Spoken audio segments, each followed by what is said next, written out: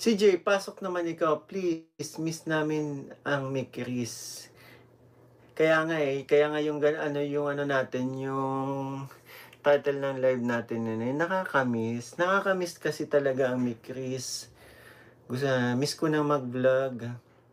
Dami ganap ng honey mo, Mix. Ay, syempre naman, masipag talaga yan.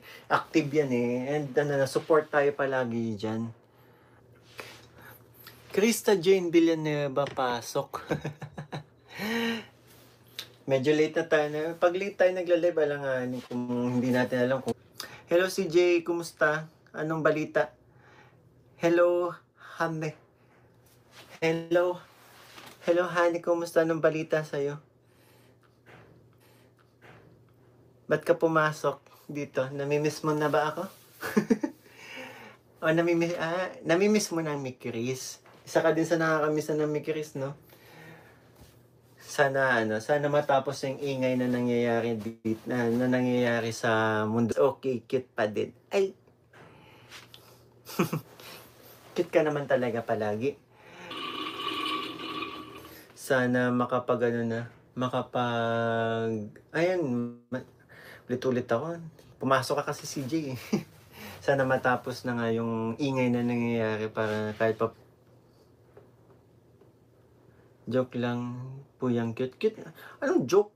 Cute ka naman talaga. Lalo na nung baluktot pa nga eh. Tot pa nga eh. Pero yung pagtingin ko sa'yo, di bumabaluktot. Ay, ewan. Cute kasi nung tumaas ng kilay sa akin, yung nung sa birthday ni Kuya Bal, yung magkahiwalay kami ng nakaupo ako, tapos si CJ nakatayo, tapos nag-uusap lang kami sa mata. Ang cute niya nung tumaas ang kilay niya. LDR daw.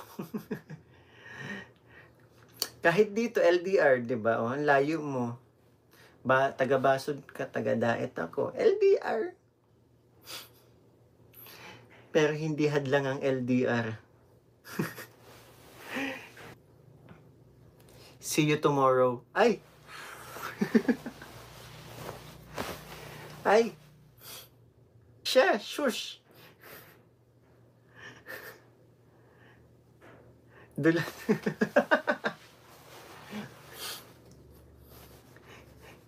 Kala nyo, LDR.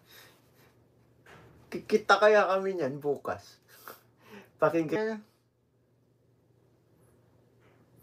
Surot sa bukang. Surot. Si Jay, ikaw nakakalap ng title, paki-comment nga. Ang ganda kasi ng title.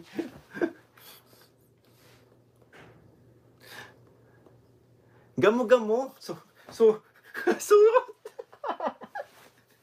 Ba't surot? Hindi ko naman kasi ang nasa isip ko, pag gamo-gamo, di ba insekto yun?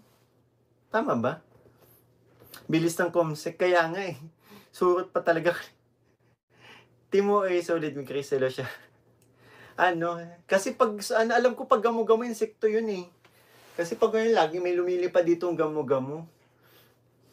Gamo-gamo sa bukang liwayway. Alam nyo kung ano? Lamok sa kwarto ni Mikoy.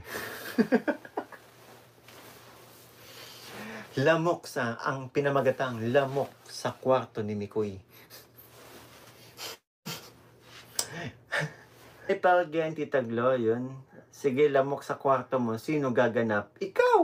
Ikaw nga yung bida eh. Paano yung ako ang lamok sa kwarto mo? Kaya nga. Tapos ayaw mo magpahuli, pinapahirapan mo ako. 'Di ba? Yun eh. Parang may Chris lang, 'di ba? Ang pinapahirapan mo ako sa may Chris. So, doon sa lamok sa kwarto ni Mikoy, pinapahirapan mo din akong hulihin ka. Balusin mo naman ang todo. Ay, ayaw, di ko kaya saktan yan. Ayoko ng lamok, ayoko yung lamok na papahirapan ka. Ay, pambihira. Gayon pala. Sige na nga, kagatin mo na. Sige na. Kagatin mo na. Sumipsip ka na ng dugo.